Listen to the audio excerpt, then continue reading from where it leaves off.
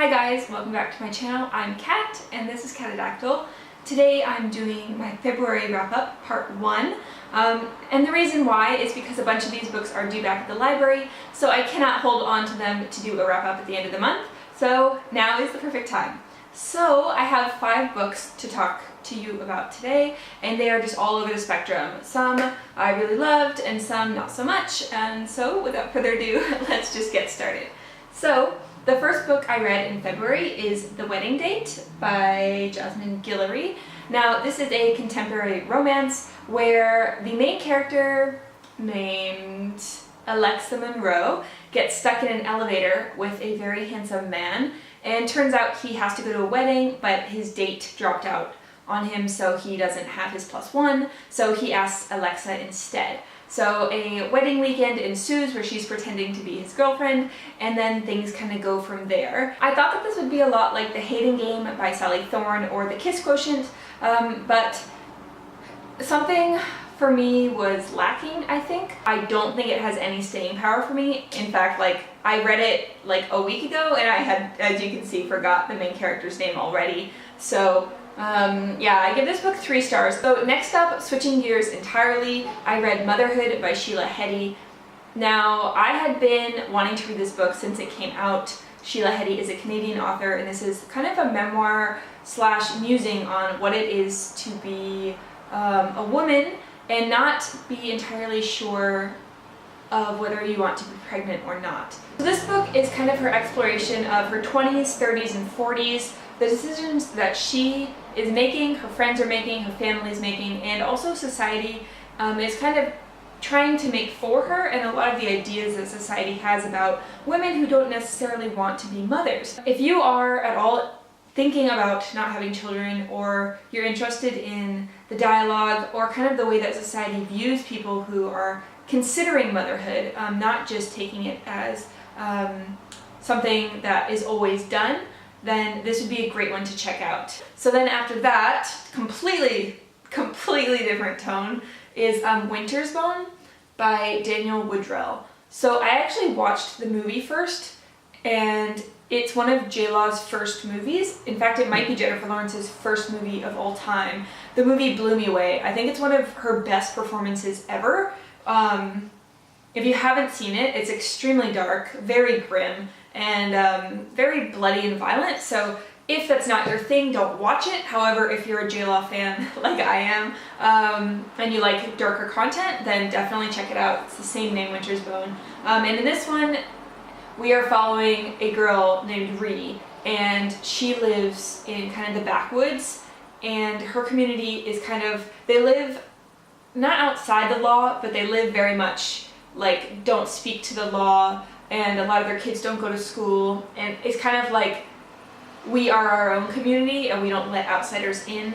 And then one day her father goes missing and he cooks crank, and she finds out that if he misses his court date, he put their house up to pay the bond.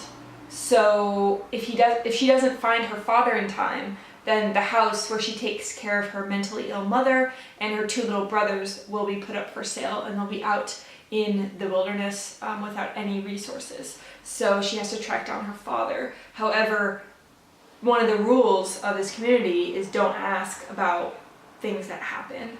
So it's a very dark, twisted, gritty book. And the book was grittier than the movie, so maybe watch the movie, and if you can't handle the movie, then definitely don't read the book. But I really thought this book was so strong. And it's just actually really short, but it was amazing, and I highly recommend it. It was so good. Ree is a character that will just stick, I think, in my mind for a very long time. I think this book has done what a lot of other women in the wilderness books try to do, but it did it so strongly. And one of my favorite parts about this book was the writing style.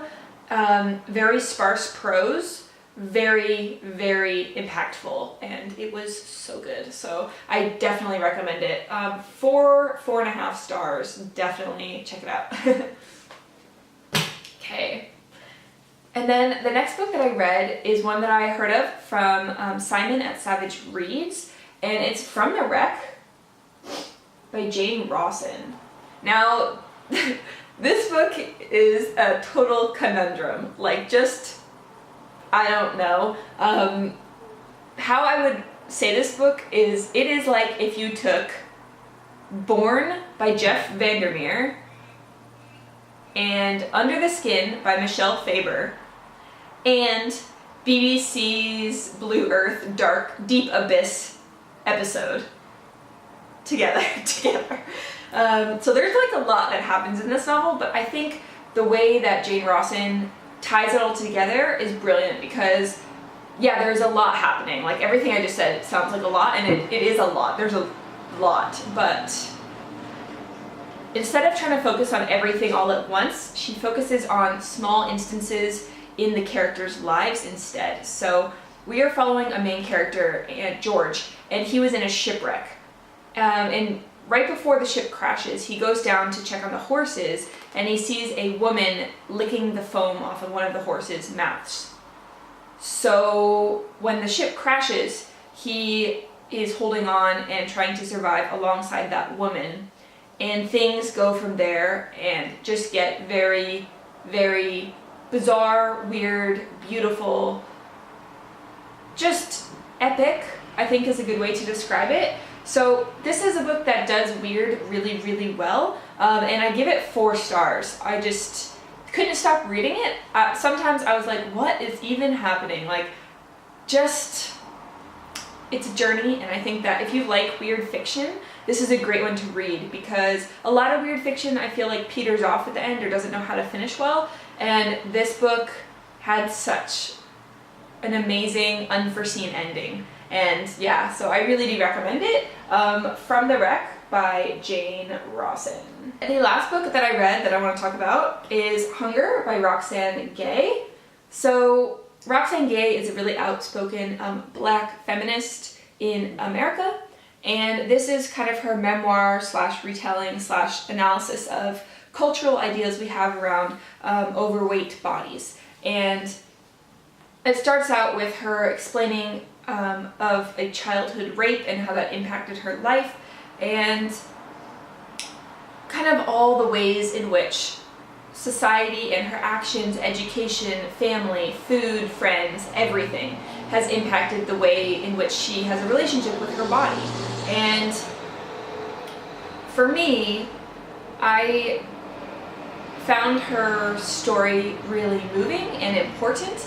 However, I also found the writing to be very, very repetitive and kind of a rehashing of a lot of things that are happening right now. So I didn't find it as groundbreaking as maybe I would have found it 5 years ago, 10 years ago.